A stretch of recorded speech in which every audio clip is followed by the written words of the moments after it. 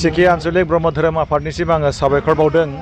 दिनै बिथांमोनहा आंखौ मान होदों गाहाय आलासि महरै।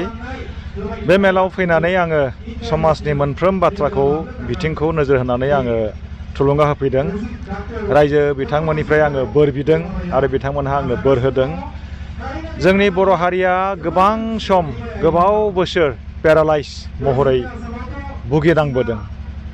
जोंनि बर' हारिनि लाइमोन सेंग्रा सिख्लाफोरनियाव जों बयनियावबो गोहो दङ। आखायाव गोहो दं, आथिङाव गोहो दं, खुगायाव गोहो दं। गेलेनो हायो, मोसानो हायो, खामानि मावनो हायो, लेखा फरायनो हायो। नाथाय माबा मोनसे जाहोननि थाखाय जोंनि बे गोहोआ बेंगुरा जाबोदों। दा बे जोंनियाव थानाय गोहोफोरखौ जोङो फोजाखांनांगौ आरो जोंनि बे मोनसे समायना हारिमुखौ जोंनि लाइमोन सेंग्रा सिख्लाफोरनो जोङो गालांगोन। बिथांमोनखौ बेनिखायनो जोङो सांग्रां खालामनो जोङो खामानि मावदों। धोरोम बिथिङाव आथिखालनि लाइमोनफ्रा उन जानानै दासिमबो दङ, मा फोरमायगोन सार? धोरोम होननानै बुङोब्ला जोंनि लाइमोन सेंग्रा सिख्लाफ्रा लाजियो। नाथाय आङो बुंगोन धोरोमा लाजिनायनि नङा। धोरोमाव ओरैबायदि मोनसे फिल'सफि दङ, बे धोरोमखौ नों सिबियोबा नों सासे मोजां लिडार नों जानो हायो, मोजां नों सिटिजेन नों जानो हायो, मोजां फरायसा नों जानो हायो।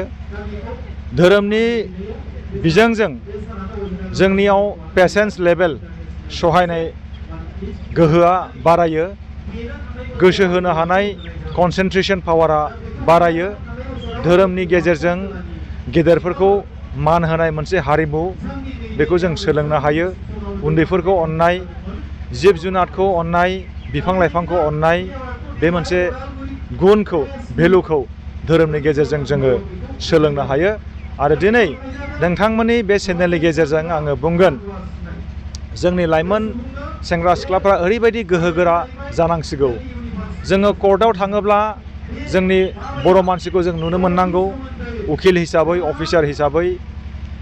मेडिकेलाव थाङोब्ला जोंनि बर' मानसिखौ डक्टर हिसाबै जों नुनो मोननांगौ, अफिसार हिसाबै जों नुनो मोननांगौ। बाजार हाथायाव थाङोब्ला जोंनि बर' सेंग्रा सिख्लाफोरखौ जों नुनो मोननांगौ गेदेरथार बिजनेस मावनाय, मैगं थाइगंनि बिजनेस मावनाय जों नुनो मोननांगौ।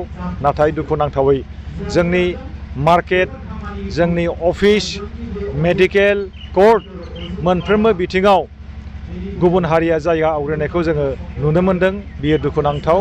आरो आङो बुंगोन लाइमोन सेंग्रा सिख्लाफोरखौ, जोंहा बयहाबो फ्रिदम दङ, उदांस्रि दङ। लाइमोन सेंग्रा सिख्लाफ्रा डक्टर जानो हानायनि, अफिसार जानो हानायनि, प्रफेसार जानो हानायनि उदांस्रि दङ। बे उदांस्रिखौ खोमानानै लानो नाङा। दिनै मार्स ग्रहआव आलिशा केरसन होननाय सासे सिख्लाया थांनानै माने गिबिसिन बे इउनिभार्सनि सासे सुबुं जानो थाखाय नाजागासिनो दङ।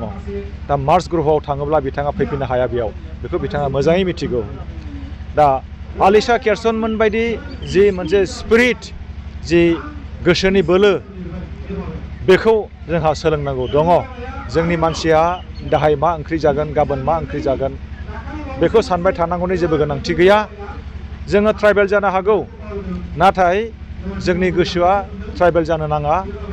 ट्राइबेल हिसाबै जोङो माखासे खाबुखौ जों मोननो हायो, नाथाय जों ट्राइबेलखा, जोङो फरायनायाव आवगायनो हाया। जोङो ट्राइबेलखा, जों माहाजोन जानो हाया।